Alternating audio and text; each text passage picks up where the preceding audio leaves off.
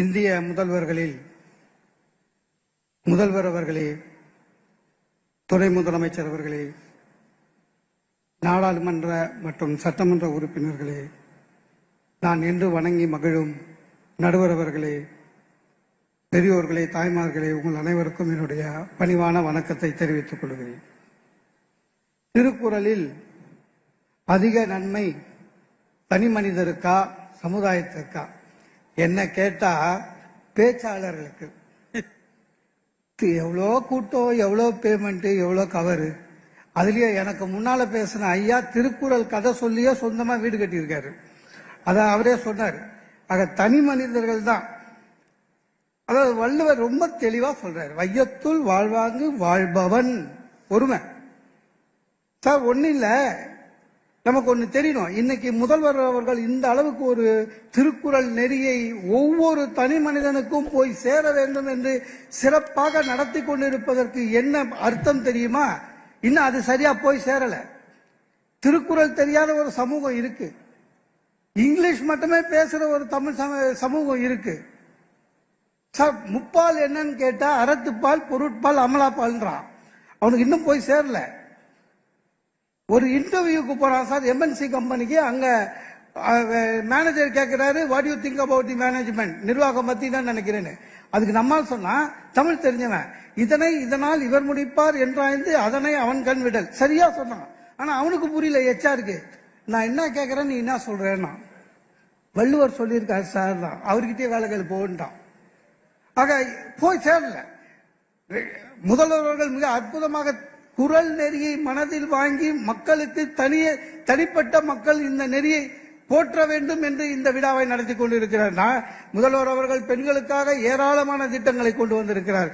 நான் என் ஃப்ரெண்டு கிட்ட கேட்டேன், முதல்வர் பெண்களுக்காக வாய்ப்பு வசதி ஏராளமான திட்டம் எடுத்துட்டு வராரு, ஏன் இன்னும் நம்ம தீயணைப்பு துறை இருக்கு இல்லைங்களா, ஃபயர் என்ஜின் வரும்ல, அதுல வெறும் ஆண்கள் தான் வராங்க, ஏன் பெண்கள் வர்றது இல்லைன்னு என் ஃப்ரெண்டு கிட்ட கேட்டேன். அவன் சொன்னான், அவருக்கு எல்லாம் தெரியும், ஏன்னா லேடிஸ்க்கு எப்பவுமே பத்த வைக்க தான் தெரியும், அணைக்க தெரியாது, அப்புறமா அதெல்லாம் யோசிச்சு செய்வாரு அப்படின்னா. சபை குறிப்பிலிருந்து நீக்கப்பட்டது.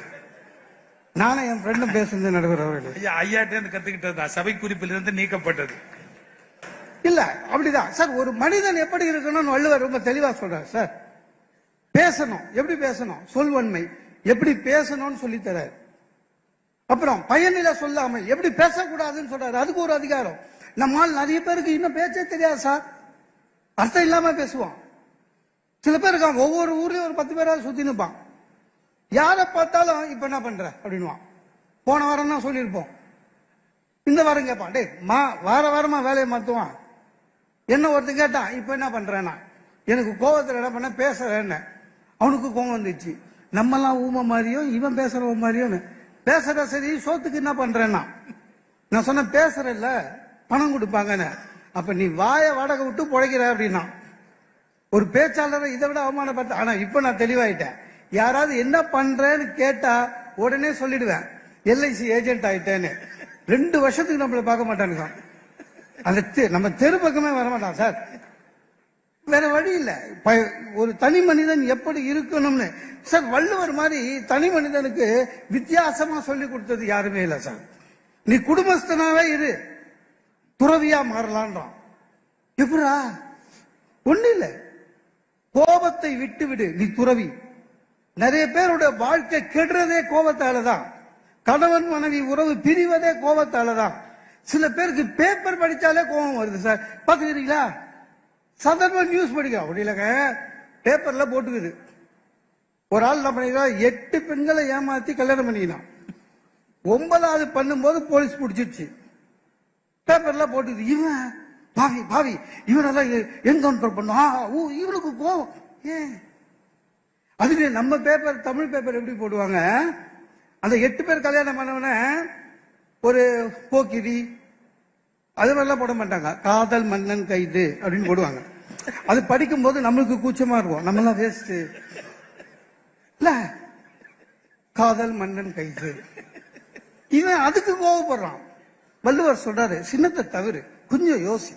என்ன, நம்ம ஒண்ணு வச்சுக்கிட்டே இவ்வளவு கஷ்டப்படுறோமே, இவன் எப்படி 8 ஹேண்டில் பண்ணான், அந்த மாதிரி யோசி.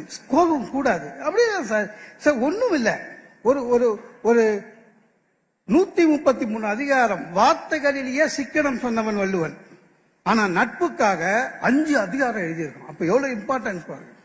ஒரு தனி மனிதன் உயர வேண்டும் என்றால் அவனுடைய நட்பு தெளிவா இருக்கணும். நான் பிரசிடென்சியில் 5 வருஷம் படித்தேன், கோஎஜுகேஷன். என் கூடவே ஒரு பையன், என் கூடவே 5 வருஷம் பக்கத்து சீட்டே. அப்புறம் பிரிஞ்சிட்டோம். எனக்கு கல்யாணம் ஆயிடுச்சு, அவனுக்கு கல்யாணம் ஆயிடுச்சு, 2 பேரும் பார்த்துக்கல. திடீர்னு ஒரு 5 வருஷத்துக்கு முன்னால பார்த்தேன். நல்ல நண்பன், எப்பவுமே ஜாக்கிரதையா இருக்கணும். வீட்டுக்கு கூட்டி போயிட்டேன். கூட்டி போயிட்டு என் ஒய்ஃபை பார்க்கறேன்னு கூட்டின்னு வந்து, இதுதான்டா என் ஒய்ஃபுன்னு. இதுவா? அப்ப அது அப்படின்னா அவன் 5 வருஷம் என் கூடவே இருந்தான். அப்ப அது அப்படின்னு சொல்லிட்டு அவன் போயிட்டான் சார். அந்த அது எது இதுக்கு கிட்ட சொல்றதுக்கு எனக்கு 3 மாசம் ஆச்சு. வள்ளுவர் சொல்றாரு சார், ரொம்ப தெளிவா இருன்றாரு சார். ரொம்ப அற்புதம் சார். ஒரு தனி மனிதன் குடும்பத்துல எப்படி இருக்கணும்னு வள்ளுவர் சொல்றாரு. இல்வாழ்வான் என்பான் இயல்புடைய மூவர்க்கும் நல்லார்க்கும் நின்ற துணை. ஒன்னில பெற்றோர், மனைவி, குழந்தை 3 பேருக்கும் அட்ஜஸ்ட் பண்ணி போகணும். எவ்வளவு பெரிய வார்த்தை சார். ஒரு தனி மனிதனுடைய வெற்றிக்கு எவ்வளவு பெரியது சார். உண்மையிலே சொல்றேன், 40 ஆம்பளை ஒரே ரூம்ல 10 வருஷம் ஒத்துமையா இருப்பான். நம்ம வீட்டுல 2 லேடிஸ் முடியல. அதாவது அம்மாக்கும் ஒய்ஃபுக்கும் அட்ஜஸ்ட் பண்ணின்னு போகணும்னு வள்ளுவர் சொல்றாரு. அப்படித்தானே?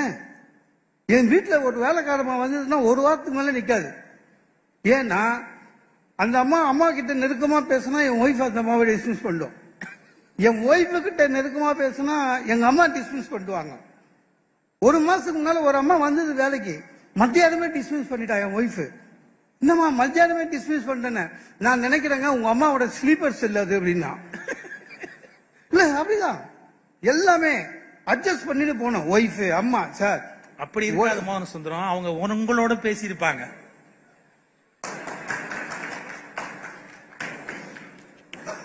ரொம்ப தகவலுக்கு நன்றி நடுவர் அவர்களே.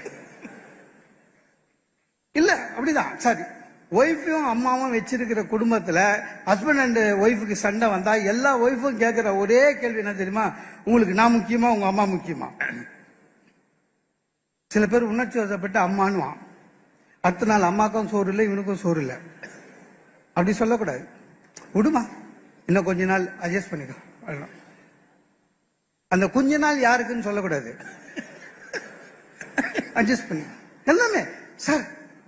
ஒரு அதிகாரம் சார் 10 குறள் எழுதுறாரு. என்ன? மனைவி பேச்சை கேட்காதன்ற சார். வாழ்க்கையில வெற்றி அடையணுமா? மனைவி பேச்சு கேட்காது.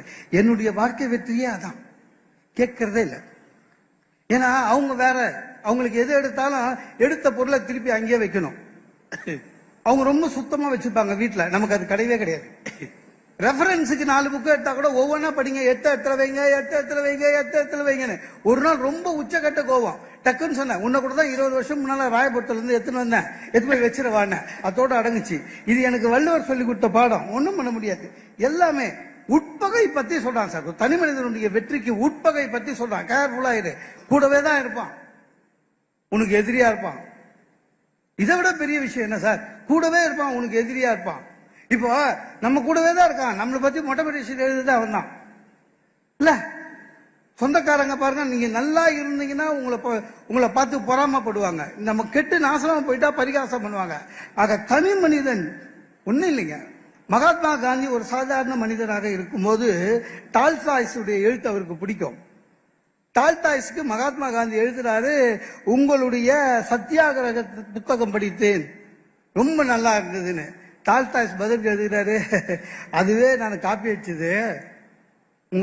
உங்க இந்தியால தமிழ்நாட்டில் திருவள்ளுவர் திருக்குறள் எழுதினாரு, அதுல இருந்து எடுத்ததுன்னு சொன்னாரு. அதுக்கப்புறம் தான் மகாத்மா காந்தியே திருக்குறள் படித்தார். படித்தவுடன் அந்த சாதாரண மனிதன் மகாத்மாவாக மாறினான் என்று சொன்னால் தனி மனிதனுக்குத்தான் மிக அதிகமான அளவு நன்மைகள் என்று கூறி வாய்ப்பளித்த அனைவருக்கும் என்னுடைய நன்றியை தெரிவித்துக் கொள்கிறேன். வணக்கம். மோகன சுந்தரம் நகைச்சுவையா பேசுவாரு, கொஞ்சம் பெண்களை குறைவா பேசுறாரு அப்படின்னு யாரும் தவறா நினைக்க வேண்டாம். ஆம்பளைய பேசினா அப்பவே அடி விழும்னு அவருக்கு தெரியும். அதனால்தான் தாய்க்குலம் பொறுமையா ஏத்துக்கும் அப்படின்னு கொஞ்சம் நகைச்சுவையா பேசுறாரு. அவர் சொல்றதுக்கும் அவர் வீட்டுக்கு சம்பந்தமே கிடையாது. அவருடைய மனைவி மாதிரி ஒரு தெய்வத்தை உலகத்துல பார்க்க முடியாது. இவரை 25 வருஷமா பொறுத்துக்கிட்டு இருக்காங்களே, அதுவே ஒரு பெரிய விஷயம் இல்ல. இவ்வளவு திட்டுறாரு பாருங்க. திட்டினா வீட்டுக்கு போனா இவருக்கு பிடிச்சதா செஞ்சு வைப்பாங்க அவங்க, அந்த மாதிரி கவனிப்பாங்க. அதனால யாரும் அது நிஜம்னு நம்பிட வேணாம். அவர் ஒய்ஃபை திட்டினதெல்லாம் நிஜம்னு தயவு செய்து நம்பிட வேண்டாம். அது ஒண்ணும் தப்பு இல்ல. விடுங்க. பர்வீன் சுல்தானா, பன்மொழி புலவர் பர்வீன் சுல்தானா. ஏன்னா உருது பேசுவாங்க, திடீர்னு ஏதாவது கசல் சொல்லுவாங்க. வாங்கம்மா, பேராசிரியர் பர்வீன் சுல்தான்.